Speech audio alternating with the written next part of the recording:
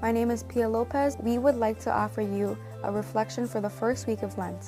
Could 9-year-old Jacinta Marto even imagine what it was meant by sins of impurity, often stated as sins of the flesh, when she was given this serious message by the Blessed Mother at Fatima? Jacinta could certainly imagine hell, because she had seen it, but she had not seen what sins of impurity looks like. Things people do behind closed doors, or in their thoughts and actions that defile their minds and bodies, their dignity, and the dignity of others.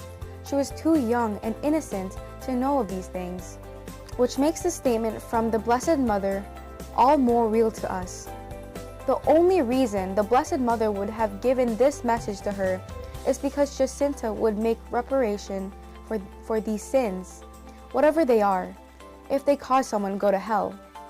And the Blessed Mother had also told the Fatima children that many people go to hell because they had no one to pray and make sacrifices for them.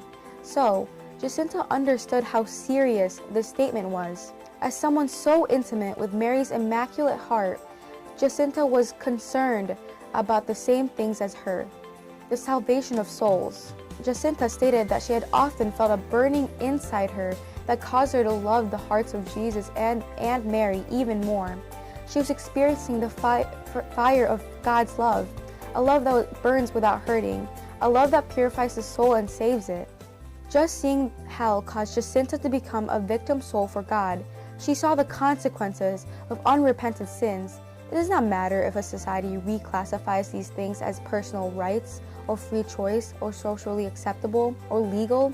In hell, they are sins that have greatly offended God. Freedom without consequences, pleasure without conscience, laws without morality are nothing more than the lie that the serpent told Eve in the garden.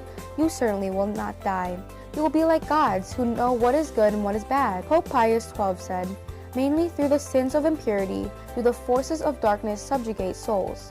This is the devil's key weapon with our youth today. Our senses today are plagued by this. You cannot turn on the internet, radio, TV, go to the movies without our senses being assaulted. If your senses are not assaulted, then you need to reevaluate and see if you have been desensitized to these attacks. We see every day the consequences of sins of the flesh and the sexual revolution gone astray. St. Paul makes clear that we are to live accordingly to the Spirit, not the flesh. And because we are powerless to do this, God came to us through His Son in the likeness of sinful flesh to condemn not the person, but the sin in the flesh.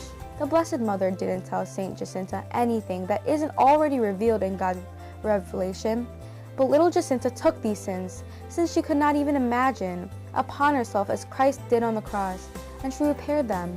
This Lent, let's repair for the sins of impurity in ourselves and in our culture, and obtain the graces for many to turn back to God and avoid hell for all eternity. This podcast has been brought to you by the World Apostolate of Fatima. My name is Pia Lopez. I'm with Couples for Christ Youth for Life, Indiana. Thank you for watching.